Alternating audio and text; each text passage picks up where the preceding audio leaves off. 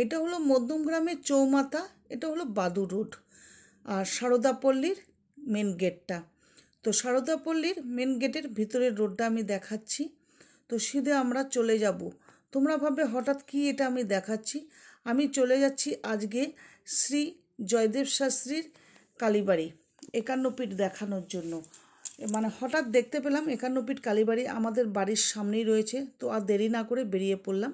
এটা হলো পোস্টারটা কালীবাড়ির, আর এটা হলো শ্রী জয়দেব শাস্ত্রীর বাড়িটা, যে বাড়িটার মধ্যে বিভিন্ন শাস্ত্রীজির ফটো রাখা আছে।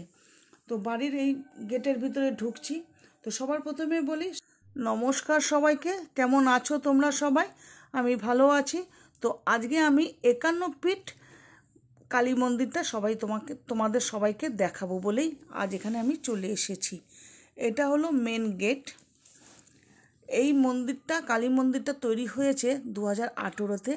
আর প্রথমেই ভিতরে ঢোকার আগেই বজরংবলীজির একটা ছোট্ট মন্দির তৈরি করা হয়েছে, সেটা দেখতেই পাচ্ছ। তো মূল মন্দিরে এইবার আমরা ঢুকবো। তো গ্রাউন্ড ফ্লোরে কিন্তু মানুষজন থাকে, সেকেন্ড ফ্লোরে মায়ের মন্দিরটা, আর ওটা হলো পার্কিংয়ের জায়গা, প্লাস জুতো খুলে উপরে উঠতে হবে। তো এবার দোতলার উপরে উঠছি। উঠতেই দেখা যাচ্ছে প্রথমে দেওয়ালের মধ্যে মা সতীর পৌরাণিক যে দেহত্যাগ করেছিলেন সেটা তুলে ধরা হয়েছে। তো এইবারে যাব ভিতরে, আমরা প্রবেশ করছি। তো এই যে মায়ের মেন গর্ভগৃহের মন্দিরটা, দুপাশে সারদা মা আছেন আর রামকৃষ্ণ আছেন, আর মায়ের পায়ে যেটা আমরা তারাপীঠও দেখতে পাই।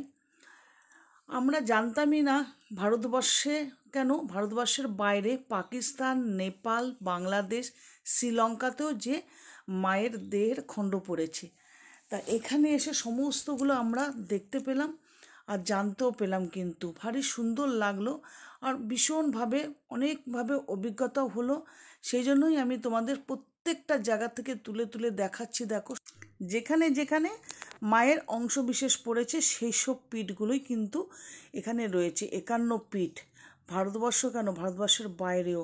তো দেখো, আমি মুখে যতটা বলতে না পারবো, তাই জন্য প্রত্যেকটার নাম আর লেখা সমস্তভাবে পরিষ্কারভাবে আমি তোমাদের দেখাচ্ছি। যারা বুঝতে না পারবে তারা অবশ্যই একটু জুম করে দেখতে পাবে। আর অবশ্যই আমি জানি মধ্যমগ্রাম বলো বা বাদু বলো, বা তোমরা ধরো এই রোড, যশোর রোডের দিকে, এয়ারপোর্টের দিকে যেতে পড়ে, বা তোমরা ধরো দোলতলা হোক বা স্টার মলের দিকে, বারাসাতের দিকে, আশেপাশে যারা আমার ভিডিও দেখো বা আছো, তো তারা অবশ্যই দর্শন করতে চলে আসো এখানে 51 ফিট। আমরা তো আর 51 ফিট ঘুরে ঘুরে দেখতে পারবো না ভারতবর্ষে বা ভারতবর্ষের বাইরে। একটা জায়গাতেই চলে আসলেই আমরা দেখতে পাবো পুরো 51 ফিটটা। যাই হোক, এখানে দেখো নানা রকমের মায়ের নাম এখানে রয়েছে, মানে যেটা যেটা পড়েছে, খণ্ড পড়েছে মায়ের শরীরে, সেই খণ্ড অনুযায়ী সেই মায়ের মূর্তিটা ধরা হয়েছে, আর ওনার নামটাও সেখানে দেওয়া হয়েছে। আর মানে এত সুন্দর হয়েছে যে প্রথমে স্টার্ট হচ্ছে মায়ের মেন গর্ভ মুক্তিটা, সেখান থেকে ঘুরে ঘুরে ঘুরে ঘুরে পুরো ঘুরিয়ে দেখানো হয়েছে আর বানানো হয়েছে সেইভাবে। সত্যি বলতে খুব অপূর্ব লাগছে। আর আরেকটা মেন যেটা বলতে চাই, এখানে কিন্তু সব সময় মন্দির খোলা থাকে। যখনই আসতে পারবেন তখনই এখানে পুজো দেওয়া যাবে, মায়ের দর্শন করা যাবে। আর এখানে কিন্তু প্রত্যেক অমাবস্যায় কিন্তু এখানে কিন্তু হোমযজ্ঞ হয়, আর বিশাল বড় পুজো হয়, খাওয়া দাওয়ার ব্যবস্থা থাকে পুরো। এখানে কিন্তু তালিকা রয়েছে, দেখতে পারবে সমস্ত কিছু। সেই তালিকায় কিন্তু অন্নদানও করা হয়, এখানে খাওয়ানো হয়। সেই বুঝে টাইম মতো আসতে হবে। আর যাদের কোনো কিছু শ্রী জয়দেব শাস্ত্রীকে দেখানোর কথা বা কথা বলার জন্য এখানে কন্ট্যাক্ট নাম্বার পাওয়া যাবে। আর উনি কিন্তু অনলি বুধবার দিনই ওনার এই নিজের বাড়িতেই বসেন, বিকেল 4টের থেকে দেখানো যায়। আর পুজো চলে সকাল থেকে দুপুর 11টা অবধি। তো যাই হোক, আমি সমস্ত কিছু বললাম। এ দেখো, শক্তিপীঠ কামাখ্যাও রয়েছে। কামাখ্যায় দেবীর যোনি পড়েছিল, সেটা তো তোমরা সবাই জানো। তাই জন্য ওখানে কামাখ্যা মন্দির যারা যারা গেছে বা যাওনি সেটা তো জানোই যে মানে কিছু দিনের জন্য মন্দিরটা বন্ধ থাকে। তো আর বলেই দিলাম পুরোটা। আর সবার প্রথমে বলি, উপরেও কিন্তু বাবা মহাদেবেরও কিন্তু মানে মন্দির মানে ইয়েটা তৈরি করা হয়েছে। তা আমরা এখন এগুলি পুরোটা দেখব, দেখেই তারপরে যাব আমরা উপরে। এটা দেখ, এখানে একটা জিনিস একটু আমি বলে দিই যে এখানে প্রতিটা যে একান্ন যে পীঠটা আপনাদের দেখানো হলো, তাতে দেখতেই পাচ্ছেন স্থান, দেহখণ্ড, দেবীর নাম কি এবং ভৈরব, এই সবগুলোই কিন্তু এটার মধ্যে এখানে দেওয়া আছে। আপনারা আস্তে আস্তে আস্তে আস্তে সবগুলোই দেখতে পাবেন এবং পুরো একান্ন পীঠই আপনারা এখানে দর্শন করতে পারবেন, কারণ কারোর পক্ষে এটা পুরো কমপ্লিট করা সম্ভব না।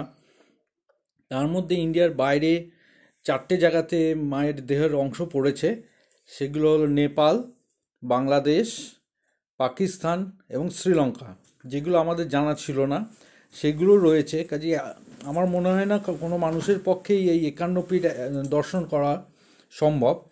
তো সেইভাবেই আমরা মানে এখানে আপনারা সবই দেখতে পাবেন, একবারই দেখে নিতে পারবেন, পুরো 51টা পীঠই এখানে আমরা তুলে ধরেছি, একটু দেখে নিতে আমি পারবেন। এর মধ্যে বলতে চাই বাংলাদেশে কিন্তু মায়ের দেড় 4টে খণ্ড কিন্তু পড়েছে, বাংলাদেশেই কিন্তু 4টে আছে। এই যে দেখলেন শ্রীলঙ্কা, এবার দেখতে পাচ্ছেন এই যে এটা নেপাল, এটা নেপালে আছে মায়ের একটা কি মানে অপূর্ব মূর্তিটা আপনারা দেখুন।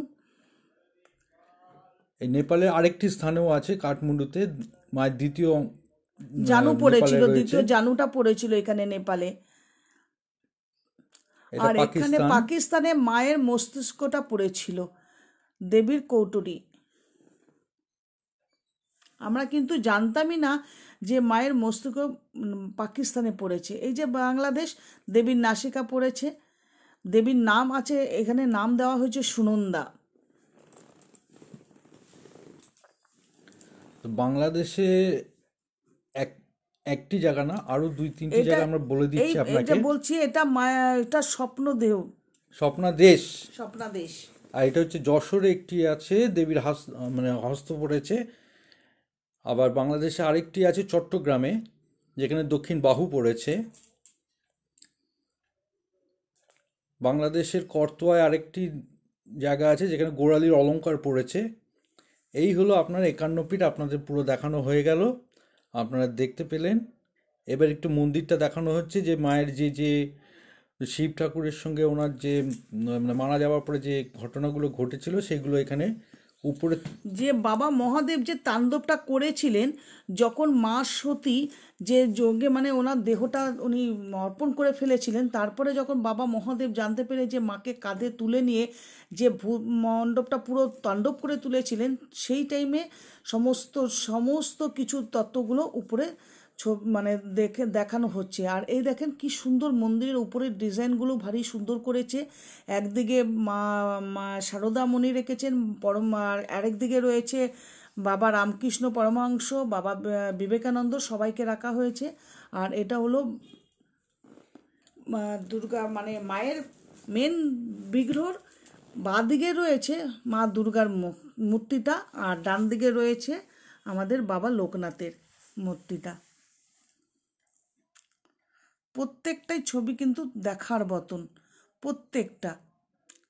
মানে এখানে এলে বেশ কিছুটা সময় আপনার এমনি কেটে যাবে, পুরো 51 পীঠ যদি দেখতে চান ভালো মতো করে, এবং খুব মানে ভাল লাগবে দেখতে। আমি আপনাদের বলছি, আপনারা অবশ্যই আসুন, এসে দেখে যান। এই দেখতে পাচ্ছেন বাবা লোকনাথের মূর্তিটি রয়েছে। বাড়িতে বসে টাইম ওয়েস্ট না করে বন্ধুরা তোমরা অবশ্যই তাড়াতাড়ি চলে আসো, দেখতে পাবে, খুব ভালোও লাগবে। আর সত্যি কথা দেখে জীবনটা সার্থক। এই যে উপরে যাচ্ছি, একদম উপরে রয়েছে আমাদের বাবা ভোলানাথ।